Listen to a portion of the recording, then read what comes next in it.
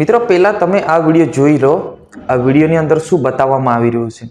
અચાનક કોઈ સાધુના ડ્રેસમાં આવે છે અને અચાનક ગાયબ થઈ જાય છે। આ વિડીયો છે નસવાડી તાલુકાના હરિપુરા ગામથી સામે આવ્યો છે। આ વિડીયો કોને બનાવ્યો અને કોણે મોકલ્યો અને કેવી રીતના બન્યો, શું ઘટના છે, એ બધી જ ઘટના હું તમને જણાવવાનો છું।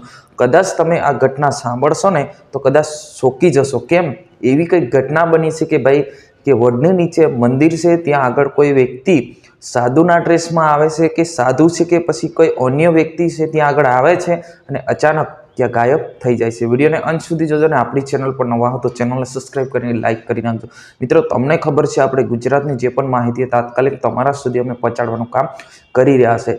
હવે મિત્રો જાણી લઈએ આ ગઈકાલે લગભગ 10:30 વાગ્યાના ગાળામાં આ જે બનાવ બન્યો છે નસવાડી તાલુકાના હરિપુરા ગામથી, એટલે કે એક વડની નીચે એક મંદિર છે, ત્યાં આગળ લોકો બેસવા માટે જતા હોય છે। ત્યાં તે જ સમયે સાધુના ડ્રેસમાં, એટલે કે સાધુ આવે છે કે કોઈ ભૂત આવે છે કે શું આવે છે એ કોઈ ખબર નથી, પણ સાધુના ડ્રેસમાં જે વ્યક્તિ તમને બતાવવામાં આવી રહ્યો છે એ વ્યક્તિ ત્યાં આગળ આવે છે।